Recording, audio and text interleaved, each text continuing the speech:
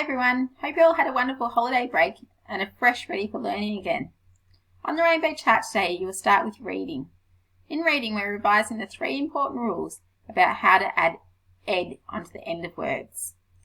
If the word ends in an E, we drop the E and add an ED, like in the word race. So here we have race, it ends in an E, so we need to drop the E and add ED, and it becomes raced. If the word ends in a CVC letter pattern, like in the word mat, so CVC means consonant, vowel, consonant. So mat is a CVC word, so we need to double the T at the end, and it becomes matted. If the word ends in a consonant blend, like the word wash, the sh is the consonant blend, we just add ED and it becomes washed, like I washed my car. After reading, we've got writing. In writing, we continue to look at the facts and opinions. Today, you're going to create a mind map about kangaroos. You can watch the video on Lavella at home to learn more interesting facts about kangaroos.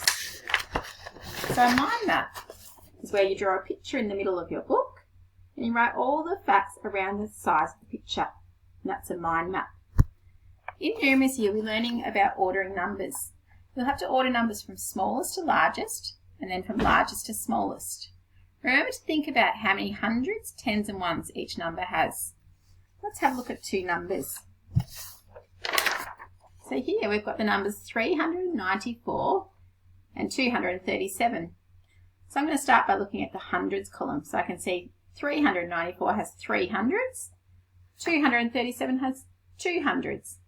So I know 3 hundreds is higher than 2 hundreds, so 394 must be higher than 237. If they've got the same amount of hundreds, you then need to look at the tens column to work out which number is higher and which one is lower. After you finish your numeracy, you can finish the day off with some physical activity outside. Make sure you enjoy the sunshine. Have a great day, you two. Bye.